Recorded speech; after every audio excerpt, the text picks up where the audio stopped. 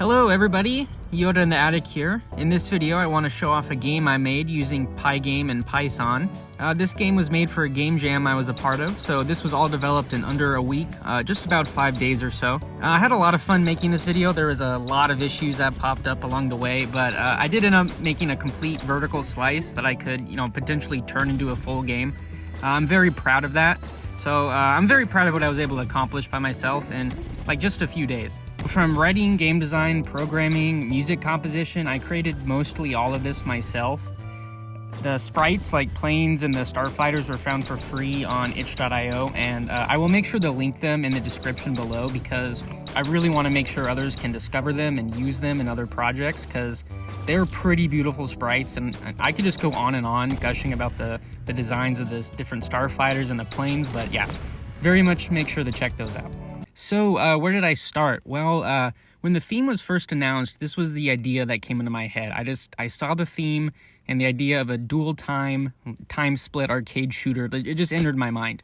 Because I knew going into it that I wanted to make a small 2D game using Python and Pygame. Initially, I was unsure about the core idea of it being an arcade shooter that would split times between World War II and future sci-fi. So I started probing Google Gemini's 2.5 Pro to ask for some general ideas on how to make some ideas on time travel game. How could I do this? How could I do that? And you want to know something? It really wanted me to do a rewind time or a time save mechanic game. I had it brainstorm several different ideas, and every single one involved rewind time or save your place in time. And it was really pushing the idea so hard, so much so that I feel like this is an accurate representation of our chat. It's a good idea, Rick! A device that lets you save your place like in a video game, but in real life so that you can try stuff and then go back to your save point. Yes, Morty, I saw it on Futurama. Oh, so you don't do anything unless it's original. I don't do time travel. It's not time travel, it's saving a place in time. Oh my god, is this what you think I do? This is where the heavy lifting happens in your mind? Do you have any idea how much fucking work would have to go into a machine Ha! You can't do it! Okay, jokes aside, the brainstorming actually led me to gain more confidence in my original idea. Seeing options I didn't want to do narrowed down what I actually did want to do. And I decided my core idea was unique enough and it was adhering to the theme laid out, so I was good to go.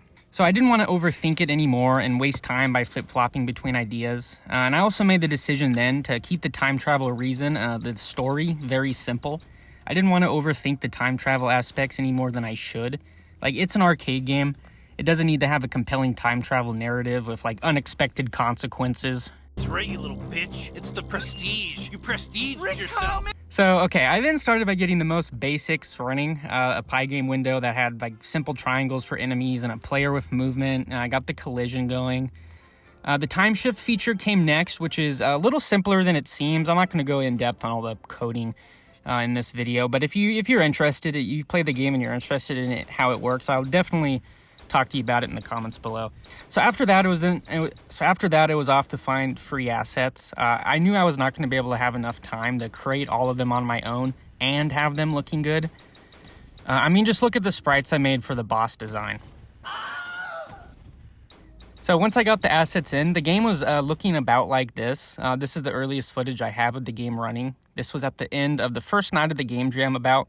Next, I started adding more features like the menu screen, the various tabs you see. I wrote the lore. I tried to make it not really that complicated. You can look in the codex page and read what's going on.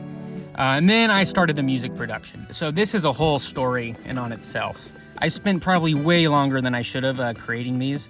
So I first made 2 songs, each 150 beats a minute and in the key of G major. I started with the future track, laying out the bass and drums first. And then I used the synths and then put some chords over it all to get a good melody down. So I started getting a sense of where I wanted to take these, once I had all that down. And as you'll see in the game, I decided to further speed up these tracks to 210 beats a minute. So I was working on it a little slower initially. But I knew the real test was going to be putting these 2 songs in the game actually and switching back and forth accordingly. And since it is one level split between 2 timelines, I felt that having a different song with its own key and tempo would feel a little jarring in the game. And when listening to them together, it felt like a more cohesive experience if they were the same key. because even changing one the G major and one the G minor, they seemed a little too separate, which is great advice for making music in general. Like, you don't want everything to sound exactly the same. You don't want to be Oasis. But for this, I am thinking of it more as one song with 3 different parts. Because when we get to the boss fight, the 2 songs merge into one final song and the beats kind of switch together, the melodies switch together. Just listen.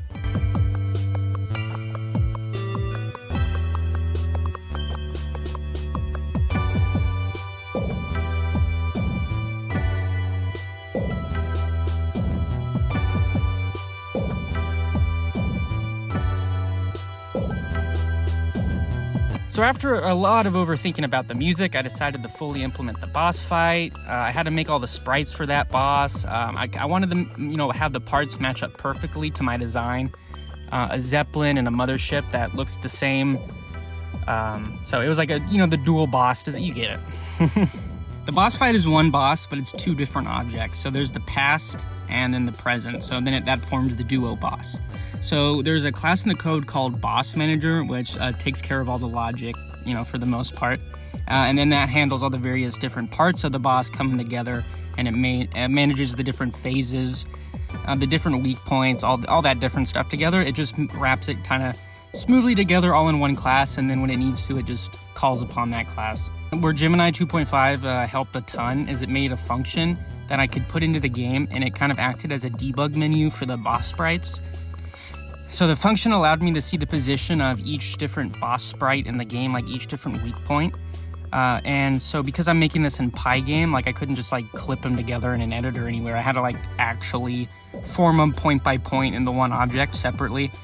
So that took a little bit to get going, but the function made it a lot easier. Just made debugging a whole lot simpler, and then I was able to scale up the boss a little bit more. So yeah, that was pretty much it. And after that, one of the last major additions I went for was to add more enemies. And then I sped up the music also.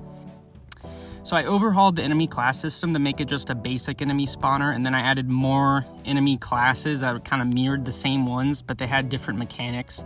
And I think the added enemies really gave the game a more chaotic feel, like an arcadey kind of bullet shooter vibe. It feels like a game you would have to put a couple quarters into before you actually started getting some high scores into. And well, besides some more polish, that's about it. From the start, I wanted to keep the scope simple enough as to not fall into the mouth of the giant feature creep fish. See, that little weird fish guy did have a point. I really enjoyed making this, and I learned a lot, which is the whole point of a beginner's game jam, so I had a lot of fun. My last game was a text-based adventure RPG. I spent a lot of time writing for that one, since I took it more as a chance to write in a new medium, like a new fiction piece. So that one's free on itch.io as well. It's called The Crystal Caverns. Check that out if you're interested in that. I enjoyed during this jam being able to make more of a true game experience here. It's exciting being able to share my writing and music and have it exist somewhere online for others to see.